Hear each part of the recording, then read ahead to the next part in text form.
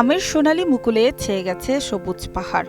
সারি সারি লাগানো প্রতিটি আম বাগানের দৃশ্য এটি। বাগান পরিচর্যায় ব্যস্ত সময় পার করছে চাষিরা। বান্দরবনের রুমা রুয়াংছড়ি থানচি সদরসহ জেলার সব সবুজ পাহাড় পরিণত হয়েছে আমের সোনালী মুকুলে। আমরুপালি, রাঙ্গুয়াই, রূপালী সহ দেশি বিদেশি বিভিন্ন জাতের আম চাষ হয় পাহাড়ি এই জেলায়। পাহাড়ের মাটি ও আবহাওয়া উপযোগী হওয়ায় আমরুপালি আমের ব্যাপক চাষ হয় এ জেলায়। খেতে মিষ্টি, আকারে বড় এবং দাম।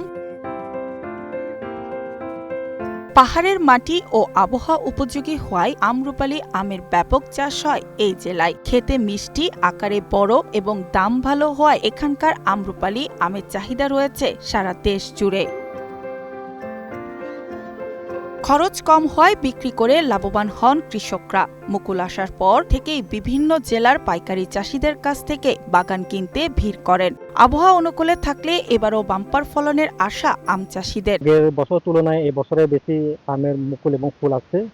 এবছর মুকুল অনেক সুন্দর বা অনেক মুকুল ফুলের গেস মারতেছি, কারণ আমের মুকুলটা যেন ভালো থাকে, সুস্থ থাকে। আর আমের মুকুল সুস্থ থাকলে আমাদের এই আমটা বেশি করে ফলন দিবে। আবহাওয়া অনুকূলে থাকলে এবার আমের উৎপাদন লক্ষ্যমাত্রা ছাড়িয়ে যাবে বলে জানান কৃষি কর্মকর্তা।